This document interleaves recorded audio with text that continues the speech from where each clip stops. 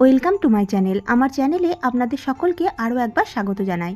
আজকে দুপুরের গরম গরম লাঞ্চের থালা আইডিয়া একটা আপনাদের সাথে শেয়ার করে নেব।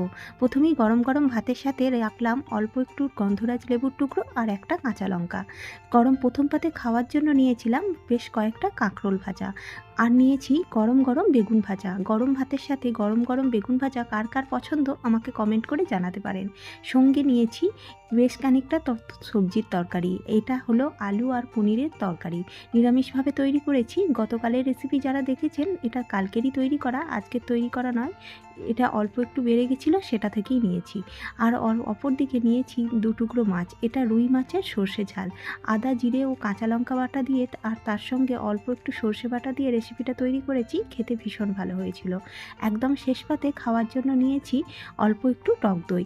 আর একদম শেষে মিষ্টিমুখ করার জন্য নিয়েছি পাকা মিষ্টি আম। তার সঙ্গে দিলাম 1 গ্লাস জল। আজকের লাঞ্চের আইডিয়া আপনাদের কেমন লাগলো তা আমাকে একটা ছোট্ট কমেন্ট করে জানাতে পারেন।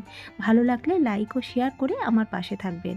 আমার থেকে নিত্য নতুন ভিডিও পাওয়ার জন্য আমার চ্যানেলটা এখনও না সাবস্ক্রাইব করে থাকলে সাবস্ক্রাইব করে নেওয়ার অনুরোধ রইল।